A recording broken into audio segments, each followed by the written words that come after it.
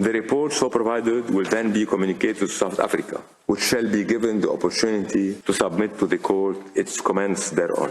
The court recalls that its orders on provisional measures under Article 41 of the statute have binding effect and thus create international legal obligations for any party to whom the provisional measures are addressed. The court underlined that the present order is without prejudice to any findings concerning the respondents' compliance.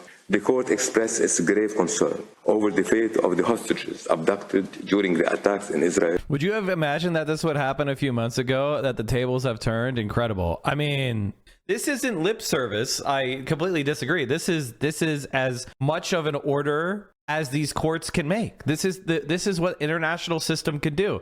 And everybody, if you don't understand this, the reason why the world sucks is because the United States of America is evil and it dominates the world. Now, if you're an American, obviously you want to rebel against that idea. You're like, no, there's no way. My country is evil. We're cool. We're nice. We make a lot of great art. We're awesome. We're the best. We liberated Europe at World War II. We beat the Ruskies.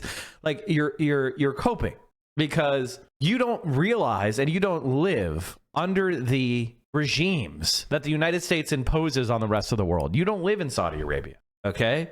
The United States of America is lawless, and these international institutions have largely ignored us because we've passed laws threatening them. And you know what? The UN is in New York City. The headquarters of the UN, the General Assembly, meets in New York. It is honestly a creation of our post-war system that we created. So yeah, obviously the UN isn't going to take us on, but at this point, with Israel, what Israel is doing, and the entire world could see it, the question that these international institutions have to ask themselves is, does evidence matter?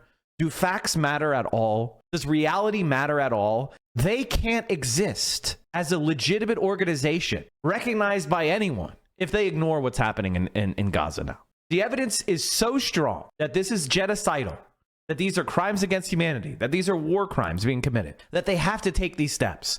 And unfortunately, you're running into the limits of the international system that the United States has created. If the United States of America opposes the actions of the international system, even if those actions are completely justified, it's not the fault of the international system.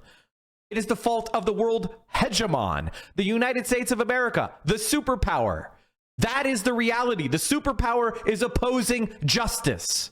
Do you want to live in that world? Do you want to live in that world? You are. And if you're an American, you've got to do something.